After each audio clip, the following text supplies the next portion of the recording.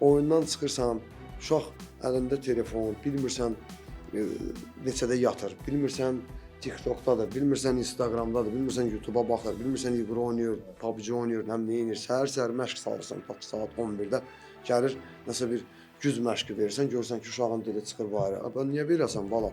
Müəllim, gecə bir futbol var idi məsələn də.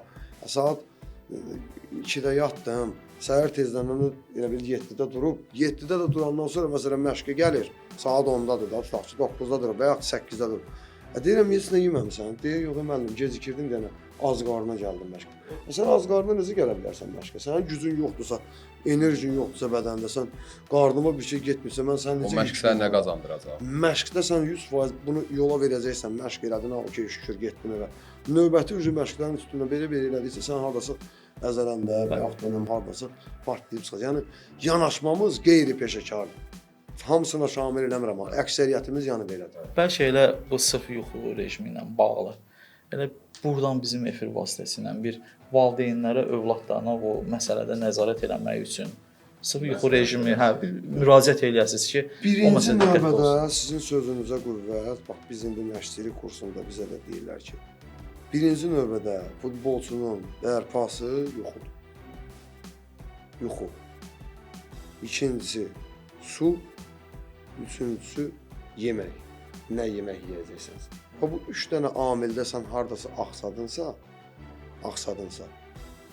zaten bizim futbolçular, bütün insanlar futbolçulardan qırağa hələ qoyulur.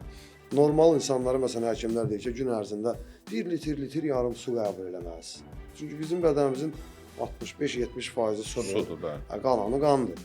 Sən futbolçusan, sən meydançaya çıxırsansa, oyuna gələnə qədər təsəvvür elə ki, elə futbolçu var ki, məsələn, oyuna gəlir, çıxır, oyunun 60-cı dəqiqəsində görürəm, elə tempdə oynayır, bizim uşaqlar da var, məsələn, öz komandamdan götürürəm. Baxıram, görürəm ki, 65-ci dəqiqədə tutaq ki, yerə uzanıb, sudurqa tutur. Sudurqa tutursa ayağında o qıc olma deyirlər, ona sudurqa. 12 dənə şeyi var, səbəbi var. Ya sənin bədənində suyun azdır, o qədər qatırsan ki, 60-65 dəqiqə sənin bədənindən su çıxır və sən təzədən gedib su içmirsən, geri o suyu qaytarmırsan, bədənindən su gedir.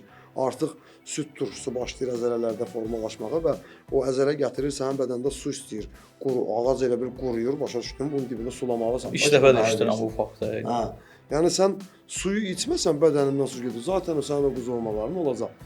İkinci növbədə isə onun səbəbi, ola bilər sən su içirsən olmasında. Sənin gücün yoxdur, gücün azdır. Qaçmaq istəyirsən topundan, amma sənin gücün elə bil o deyil deyə, fiziki hazırlığın, fiziki durumun sənin o deyil.